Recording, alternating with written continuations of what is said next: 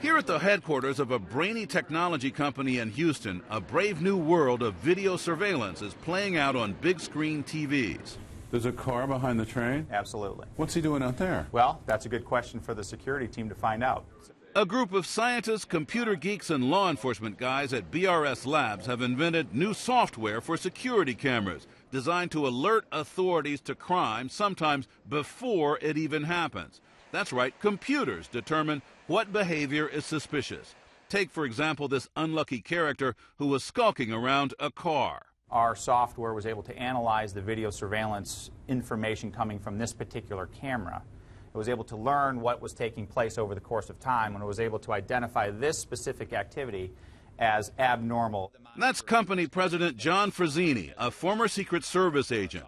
What's most important, he says, is that the program uses artificial intelligence. It functions like a human brain, creating memories of what's normal by watching a camera for several days, then sending out alerts instantly when it sees something out of the ordinary. Our customer reported to us that they were able to dispatch their security team to intercept this particular criminal activity. In this case, a human breaking into a car. So they caught this guy in real time? They did. That rapid response time is one reason Tampa chose the company to analyze the cameras surrounding the Republican National Convention. Right now, thousands upon thousands of video cameras around the country are almost always used to document a person's activities after something bad happens. But this moves up the timeline, getting one step closer to what's been called pre-crime, the idea that video can paint a clear enough picture for the authorities to intervene before someone breaks the law. Our software is designed to identify activity that lends itself to potential criminal or terroristic activity. We're taking that first step forward.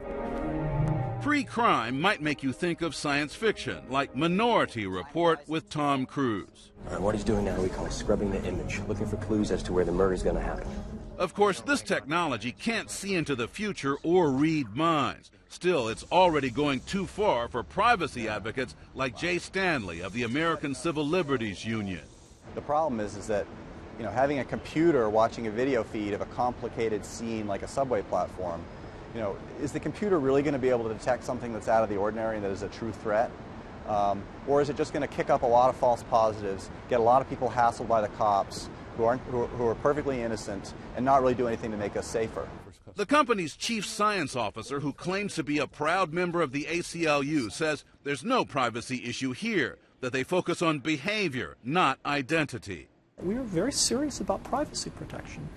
That's why we don't do facial recognition. That's why we don't look at people's license plates. That's why we don't try to recognize that, oh my gosh, there's Joe Johns walking out of the CNN building. We don't do that. Authorities in Tampa tell us the technology is not hooked up to every camera, and it's not hooked up to cameras close to the convention center where demonstrators are protesting. Presumably, those cameras are being closely watched by human beings.